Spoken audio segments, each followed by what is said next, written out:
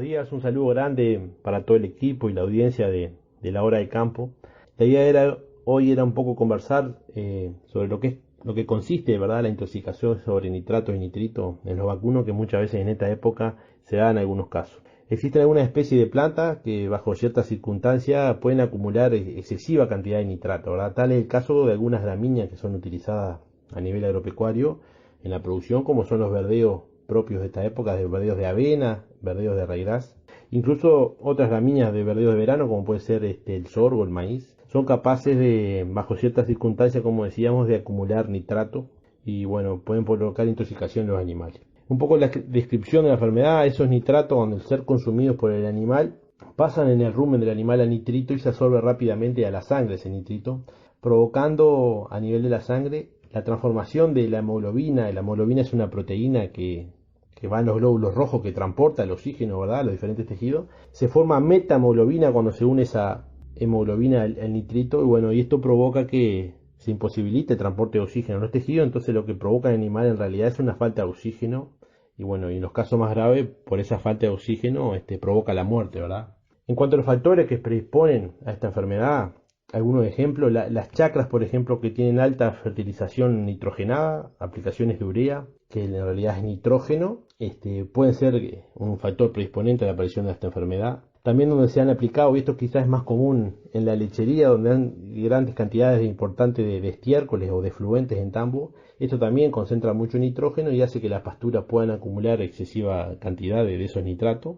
Y bueno, y la otra condición, la más común, es como ahora se está dando en muchas zonas del país, que venimos de un déficit hídrico marcado o de una sequía prolongada en varios meses, que esto, como sabemos, hace que el suelo se mineralice y concentre nitrógeno, y bueno, y cuando se empiezan a dar algunas lluvias y las pasturas empiezan un crecimiento más explosivo, pueden estar concentradas, ¿verdad?, de nitratos y nitrógeno, y es lo que vemos, esa coloración verde azulada, característica de esas pasturas con mucho vicio, bueno, que a veces son las peligrosas para provocar este tipo de intoxicaciones. En cuanto a los síntomas que vemos los animales cuando tenemos alguna intoxicación, básicamente lo que vemos de arranque es de animales, bueno, empiezan a mostrar una intranquilidad, empiezan a a ver una marcada dificultad respiratoria. Los signos son bien de falta de aire, el animal anda de cuello estirado, con una respiración ruidosa, y se le nota como un desasosiego claro, ¿verdad?, por esa falta de aire. Y bueno, y en los casos más, ya más graves, bueno, empezamos a ver babeos, tambaleos, caídas, y en los casos, la intoxicación es más severa, vemos muerte directamente en los animales. Es un curso bastante agudo, ¿verdad? La enfermedad en pocas horas se empieza a desarrollar y muchas veces provoca alguna muerte. Una característica clínica de la enfermedad, este tipo de intoxicación, es la coloración amarronada de la sangre. La sangre tiende a un color amarrón, que es por esa concentración elevada de metahemoglobina que veíamos, ¿verdad? En cuanto al tratamiento de la enfermedad, el tratamiento de elección es la tintura de azul de metileno. El azul de metileno es una tintura que en muchas droguerías o en farmacia incluso, o en veterinaria, se puede conseguir. Es un antídoto de bajo costo, por lo tanto yo creo que frente a la sospecha o en estas situaciones que nosotros, bueno, pensamos que tenemos una pastura media peligrosa, lo aconsejable quizás muchas veces que el productor pueda contar con este azul de metileno en el predio. Y es una solución que se da intravenosa en los casos complicados, y para que tengan una idea, aproximadamente se da entre 100 y 150 centímetros intravenoso, dependiendo de la concentración del producto en un animal adulto, ¿verdad? Generalmente existe una rápida respuesta a la aplicación del antídoto, aunque muchas veces en algún animal tenemos que volver a repetir el tratamiento porque se sigue formando nitrito a nivel del rumen del animal. Por lo tanto, a veces pueden aparecer algún síntoma pasadas las horas, volver a aparecer algún síntoma, y bueno, por lo tanto hay que repetir el tratamiento. Yo creo que en estos casos lo importante, bueno, la prevención, y tener presente qué cosas nosotros podríamos hacer para prevenir este tipo de intoxicación. Por un lado, cuando nosotros observamos esas pasturas con esa coloración verde oscura, como decíamos, ese verde medio azulado, esas pasturas suculentas, eso ya es motivo de una cierta sospecha, y bueno, tener cuidado en esos, sobre todo, primeros pastoreos. Existe también a nivel de campo una prueba que se puede hacer, que es un test de difenilamina, que se denomina, que en realidad eso también, si bien no es una prueba de alta especificidad, pero sí nos resulta orientativa, y bueno, podemos decir, bueno, pueden haber niveles altos de nitrato, y bueno, tener alguna consideración. También frente a este riesgo de intoxicación deberíamos evitar el ingreso de animales hambrientos a la pastura problema.